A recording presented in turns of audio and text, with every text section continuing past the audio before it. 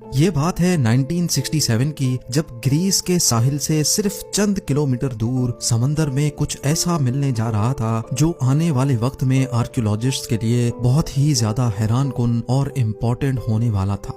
1967 में Nicholas Fleming नामी एक मैरीटाइम आर्कियोलॉजिस्ट ग्रीस के साहिल से थोड़ा ही दूर एक आइलैंड पर गया जो एलाफोनिसुस के नाम से जाना जाता है। हर बार निकोलस इस आइलैंड के आसपास समंदर में कुछ नया तलाश करने जाता था, लेकिन बदकिस्मती से उसको खाली हाथ ही लौटना पड़ता था। लेकिन इस बार निकोलस की जिंदगी बदलने जा रही थी। जब समंदर में 13 फुट की गहराई पर निकोलस की नजर चंद ऐसे पत्थरों पर पड़ी जो दूसरे पत्थरों से काफी अजीब दिख रहे थे।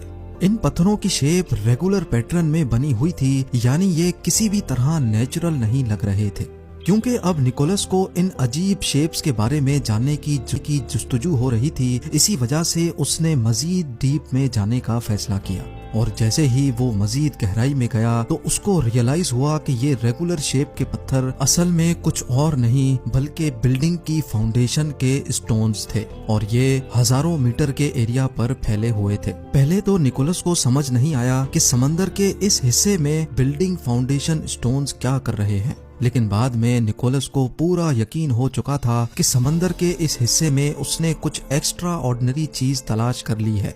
लेकिन इसकी असल हकीकत जानना बहुत ज्यादा जरूरी था। अगली बार निकोलस वापस इसी जगह पर गया, लेकिन इस बार पूरी तैयारी के साथ।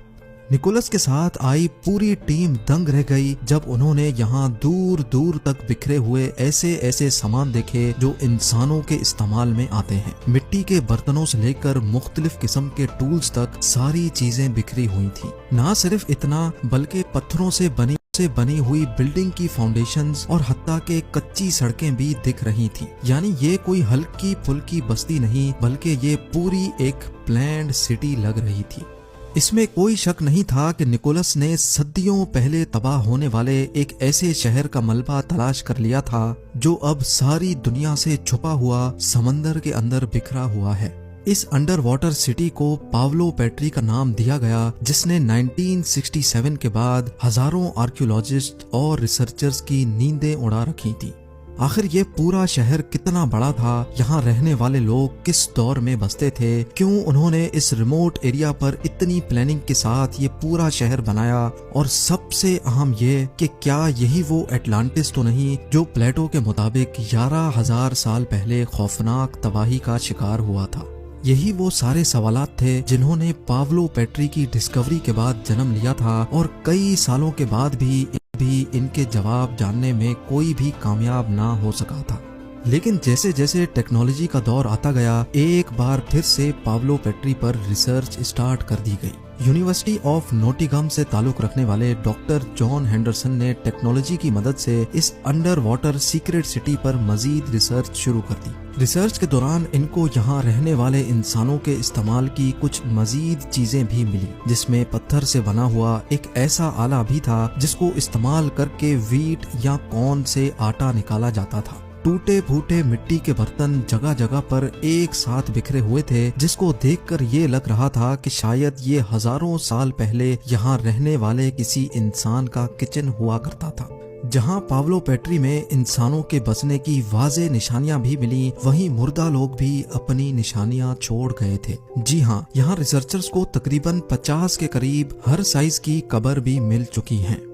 ग्रीस के साहिल से चंद किलोमीटर दूर समंदर में मौजूद इस अंडर वाटर मिस्टीरियस सिटी में इंसानों के बसने के कई सबूत तो मिल चुके थे, लेकिन सिर्फ डाइविंग से ही इस शहर की असल हकीकत मालूम करना मुश्किल था। इसीलिए अब बारी थी टेक्नोलॉजी इस्तेमाल करने की, यानी अब सोनार स्कैनिंग का वक्त आ चुका था। सोनार टेक्नोलॉजी काम कैसे करती है इसके बारे में बताते चलें कि सोनार एक ऐसी डिवाइस होती है जिसको जब पानी में डाला जाता है तो वो एक खास साउंड वेव्स फेंकता है। ये साउंड वेव्स समंदर में मौजूद डिफरेंट चीजों से टकराकर रिफ्लेक्ट होती हैं, और तभी एक रिसीवर रिफ्लेक्टेड साउंड वेव्स को कैप्चर करता है और फिर कंप्यूटर की मदद से उसका एक 3D मॉडल बनाया जाता है।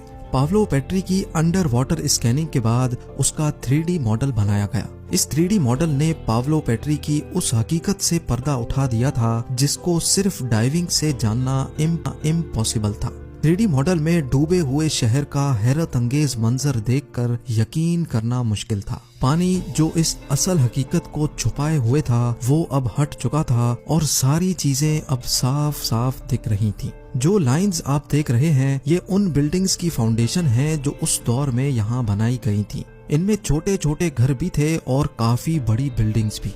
ये बड़ी बिल्डिंग शायद इस सिटी का कोई एडमिनिस्ट्रेशन ऑफिस या फिर यहाँ के किसी लीडर का घर था। बिल्डिंग्स के बीच में घेरी हुई इस खाली जगह पर शायद यहाँ की मार्केट और प्ले ग्राउंड बना था। लेकिन सबसे हैरत अंगेज बात ये थी कि यहाँ सारी बिल्डिंग्स एक प्रॉपर पैटर्न में बनी हुई थी, जैसा कि आजकल मॉडर्न सिटीज में होता है। यानी ये मिस्टीरियस अंडर वाटर सिटी इंसानों की एक ऐसी सिविलाइजेशन के हाथ में थी जहाँ काफी डिसिप्लिन पाया जाता था। ये तमाम बिल्डिंग फाउंडेशंस 20 एकड़ पर फैली हुई थीं और जब अंदाजा लगाया गया तो मालूम पड़ा कि यहाँ लगभग 5000 लोग रहते थे। लेकिन सवाल ये है कि ये लोग कौन थे और यहाँ किस दौर में रहते थे। पावलो पेट्री साइट से रिसर्चर्स को जो मिट्टी के बर्तन मिले थे उनकी कार्बन डेटिंग से मालूम पड़ा कि वो आज से करीब 5500 साल पुराने हैं।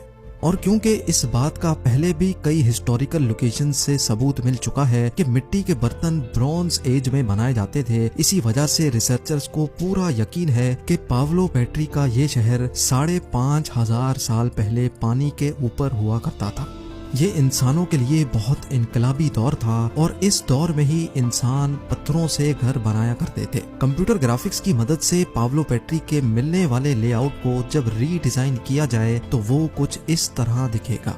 5500 सालों के बाद डिस्कवर की गई इस अंडर वाटर सीक्रेट सिटी की एक्चुअल शक्ल पहली बार देखी जा रही थी। चारों तरफ समंदर से घेरा हुआ आइलैंड जिसको प्रॉपर डिजाइन करके एक सिटी की शक्ल दी गई थी। लेकिन इतनी रिमोट लोकेशन पर इतनी प्लानिंग के साथ ये पूरा शहर आखिर यहाँ पर ही क्यों बनाया गया था? इसके पीछे एक ऐसा राज पोशीदा था जो अनकरीब फाश होने वाला था। ये राज पावलो पेट्री में रहने वाले लोगों के बारे में ऐसी जानकारी देने जा रहा था जो वाकई सबको हैरान करने वाली थी। पावलो पेट्री की मैप पर लोकेशन कुछ ऐसी थी कि यहाँ से पूरी दुनिया में बिजनेस करना आसान था। यानी इस लोकेशन को खास तौर पे इसी वजह से चुना गया था ताकि यहाँ रहने वाले लोग आसानी से बिजनेस कर सकें। पानी के नीचे बिखरे हुए मलबे से कुछ ऐसे सबूत भी मिले हैं जिससे ये बात साबित होती है कि पावलो पेट्री उस दौर में मैन्युफैक्चरिंग हब हुआ करता था, और वो भी कपड़े की मैन्युफैक्चरिंग। जी हाँ, एंशिएंट दौर में जब भी कपड़ा बनाया जाता था तो धागों के किनारों पर एक जितने वजन के पत्थर लटकाए जाते थे ताकि धागे में कोई झोल ना आए। इन पत्थरों को लूम वेट्स कहा जाता है और ऐसे लूम वेट्स हजारों की तादाद में पावलो पेट्री की लोकेशन से मिले हैं। इससे ये बात साबित होती है कि इस शहर में 5500 साल पहले बसने वाले इंसान यहाँ कपड़ा बनाकर पूरी दुनिया में एक्सपोर्ट किया करते थे। यानी ये कहना गलत नहीं होगा कि पावलो पेट्री उस दौर में एक्स्ट्रा ऑर्डिनरी बिजी शहर हुआ करता था। लेकिन आखिर इस फलते फूलते बिजनेस हब पर वो कौन सी आफत आई थी जिसकी वजह से ये कई फुट समंदर के अंदर इस हालत में पड़ा हुआ है? रिसर्चर्स का मानना है कि पावलो पेट्री से मिलने वाला मलबा ये साफ साफ इशारा दे रहा है कि यहाँ कुछ ऐसा हुआ था जिसने रातों रात इस शहर को तबाह कर दिया। अगर तो यहाँ पानी का लेवल बढ़ रहा होता तो यहाँ रहने वाले लोग अपना सामान लेकर पहले ही यहाँ से माइग्रेट कर जाते। लेकिन यहाँ से वो तमाम चीजें मिली हैं जो इंसानों के काम आती हैं, जिससे ये जाहिर होता है कि यहाँ रहने वाले लोगों को यहाँ से निकलने का मौका भी नहीं मिला था। पावलो पेट्री शायद किसी खौफनाक अर्थक्वेक का शिकार हुआ था जिसने जमीन को पानी के लेवल से नीचे कर दिया और यूं इस बिजनेस हब का नामो निशान एक ही झटके में मिट गया। लेकिन एक सवाल अभी तक वहीं मौजूद है कि क्या पावलो पेट्री ही वो एटलांटिस है जिसके बारे में 2000 साल पहले ग्रीक फिलोसोफर प्लेटो ने लिखा था? अगर ये वो एटलांटिस नहीं है तो आखिर 11000 साल पहले तबाह होने वाला वो एटलांटिस गया कहाँ, जहाँ प्लेटो के मुताबिक ऐसे लोग रहते थे जिनके पास एक्स्ट्रा ऑर्डिनरी पावर्स थी और वो खुद को खुदा समझते थे। उम्मीद है जेमटी भी आप लोग भरपूर लाइक और शेयर करेंगे। आप लोगों के प्यार भरे कमेंट्स का बेहद शुक्रिया। मिलते हैं अगली शानदार